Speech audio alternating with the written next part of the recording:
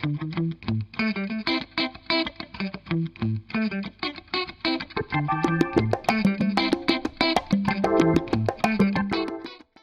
I'm Matt Lampert. Greetings, I'm Robert Folsom. Welcome to Social Mood Stories, where we talk about how mood and markets make you smarter. Well, Matt, we may all need to get smarter just to keep up with artificial intelligence, right? Well, AI is indeed our topic today.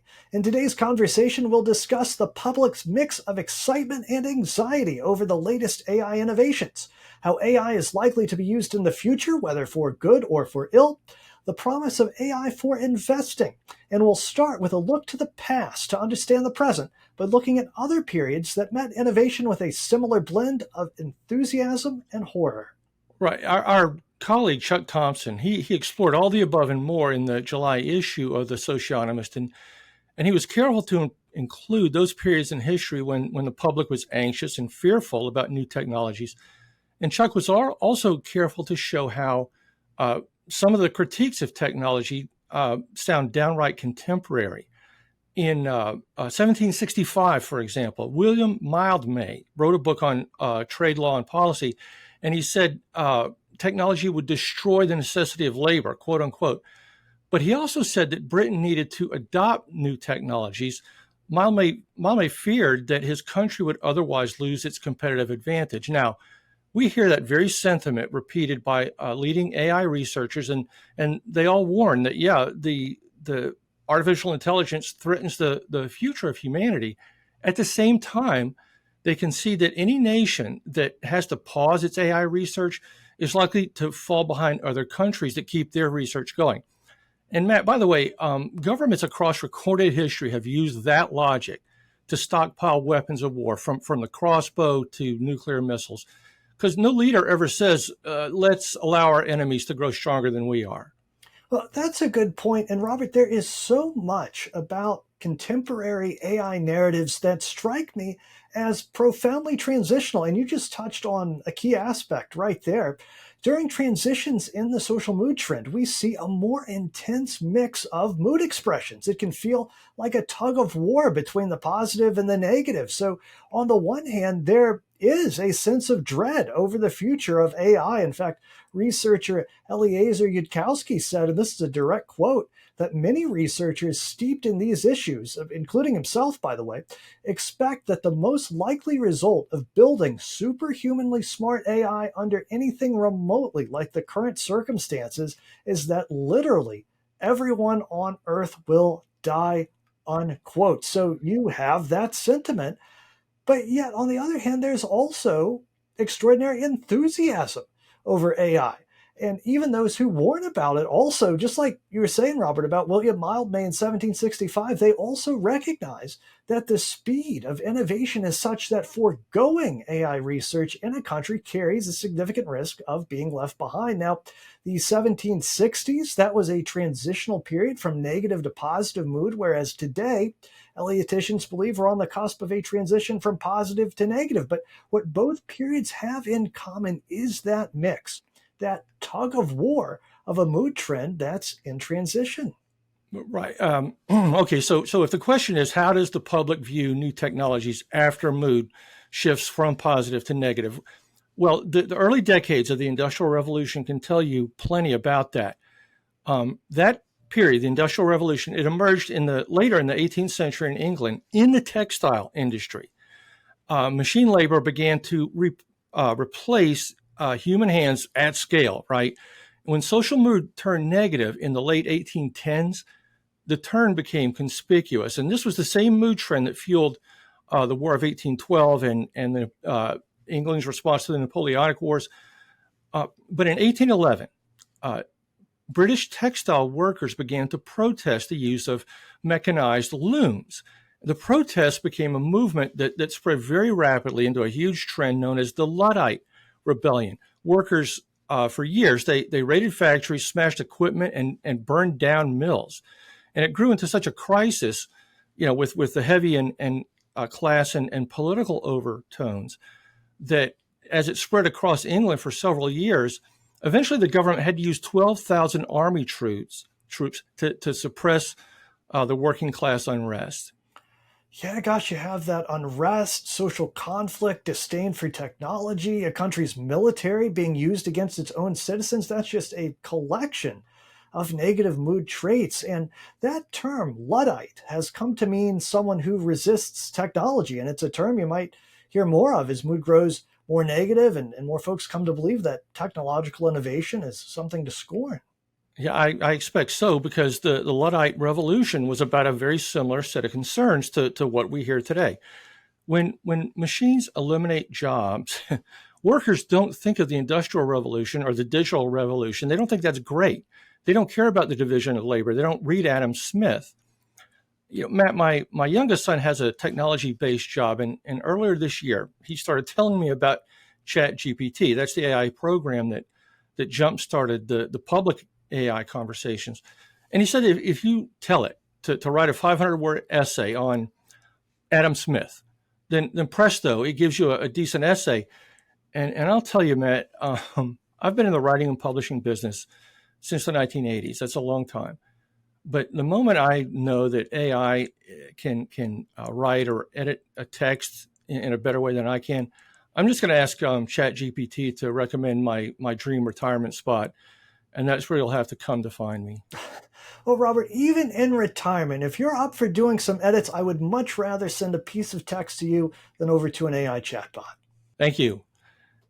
Here's the thing: for nearly all of human history, labor meant the literal work of your hands, our hands. Except for clerics and kings, men and women had calloused hands, both rural folk and city dwellers.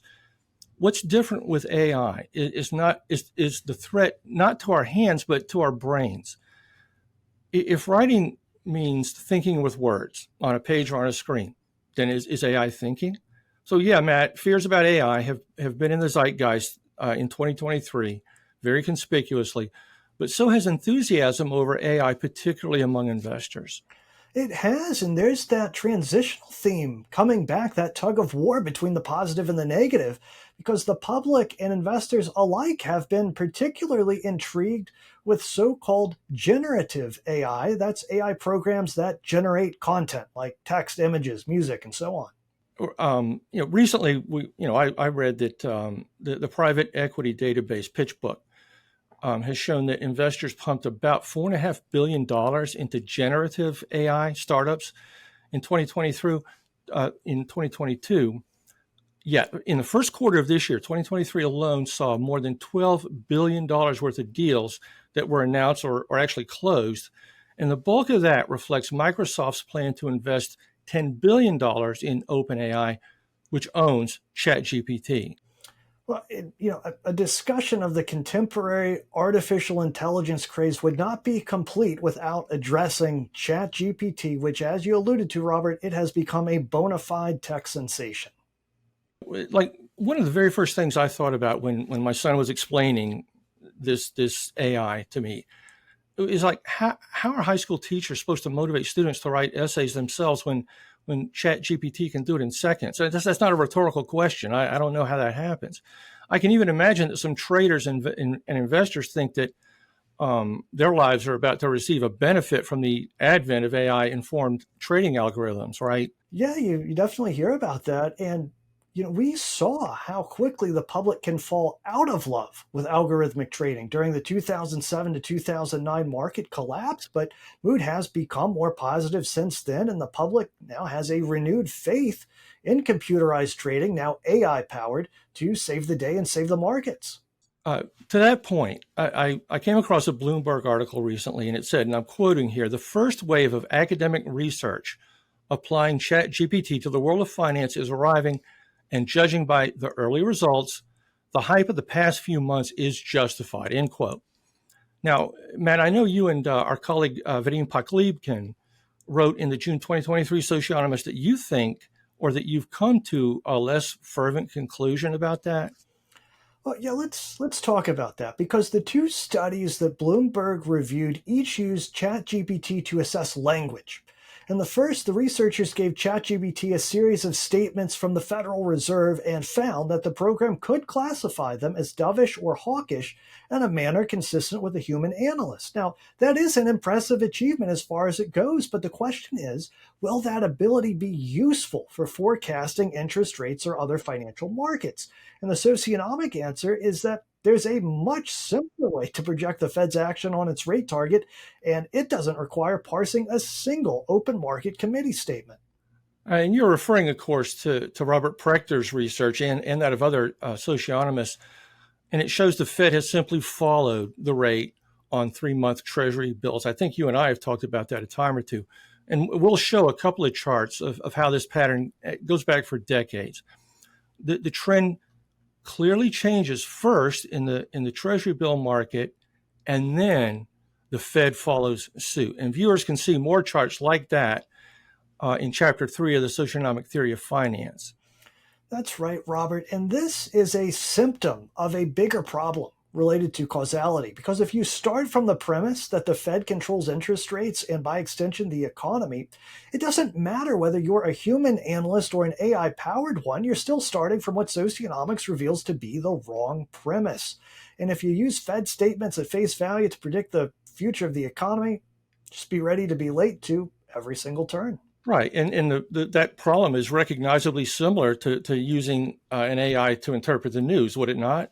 Well, that's exactly it. And in fact, that was the subject of the second paper that Bloomberg reviewed. In that one, researchers used ChatGPT to determine if news headlines about publicly traded companies were positive, negative, or unknown. And on that basis, they essentially simulated day trades in the company's stock. Now, socionomics allows for short-term emotional reactions to news events, but socionomic research strongly supports the position that it's social mood that regulates the overall tenor and character of news rather than the other way around. Indeed, which is to say, it would be more fruitful to use the stock market as a sociometer, to predict the tenor and character of news versus using the news to predict the ups and downs of the market. But Matt, could AI learn to assess language from a socionomic standpoint? That question itself makes me think back to 10 or 15 years ago when researchers began to use sentiment from social media to forecast the stock market. Yes, well, the key there, as you said, is looking at measures of sentiment in language instead of taking the information content of the news at face value. I mean, really, more precisely, what you'd want to look at there is expressions of mood. And indeed, it would be fascinating to use AI tools to study mood expressions of all sorts and see if there's a correlation with fluctuations in our benchmark sociometers like stock market indexes. Socionomists have found dozens of such correspondences, and hey, if AI can help, bring it on. Right, and here's where we should mention the project to apply artificial intelligence to Elliott wave analysis, and our colleagues at Quantitative Analytics are working on that very thing.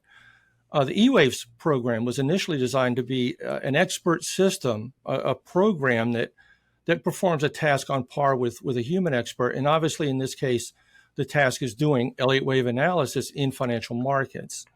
That's right. And sure, E-Waves can perform Elliott wave analysis on markets, but the latest iteration of the program can do even more. In fact, it can measure the degree to which a market conforms to the Elliott wave model, and that can help users to identify markets with particularly clear Elliott wave patterns. It's intriguing stuff, and anyone who wants to learn more about that can head on over to ewaves.com. Right. Matt, before we wrap up, I want to give a quick thought about technology in the future. Over and over again, we've seen media stories that say, yes, AI is fascinating, but imagine how this technology could be used for ill tomorrow. Socionomics has something to say about that. Technology is a tool. Like any tool, how it's used depends on the user. And if society is in a positive, upbeat mood, they'll find positive and upbeat uses for technology. And the flip side is equally true.